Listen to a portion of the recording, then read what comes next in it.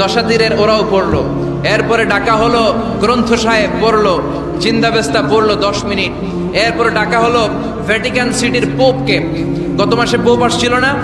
এই পোপের আগের পোপ, তাকে ডাকা হলো to recite the Holi Bible for 10 minutes. 10 মিনিটের জন্য বাইবেল পড়তে আসেন। উনি এসে ওনাদের বাইবেল পড়ে গেল 10 মিনিটের জন্য। ওনার বাড়ি হচ্ছে ভ্যাটিকান সিটিতে, ইটালির রোমের মাঝখানে স্বায়ত্তশাসিত একটা আলাদা দেশ আছে। ওইখানে শুধু পোপরা থাকে, যারা বিয়ে টিয়ে না করে খ্রিস্টানদের ফাদার, প্রোটেস্টান্ট, অর্থোডক্স আর রোমান ক্যাথলিক, ওরা সেইখানে রাজ্য স্থাপন করেছে। গোটা বিশ্বের খ্রিস্ট ধর্মকে তারা চালায়। তারা 10 মিনিট সব ধর্ম গ্রন্থের আবৃত্তি এবং তেলাওয়াতের পরে সর্বশেষে মুসলমানদের ধর্মগ্রন্থ কোরআন আবৃত্তি করার জন্য ডাকা হয়েছে। এসেছে মিশরের কারি আব্দুল বাসিত ইবনে আব্দুস সামাদ। যারা ওনার তেলাওয়াত শুনেছেন দেখবেন উনি তেলাওয়াত করে আবার সময় নেয়, আধা মিনিট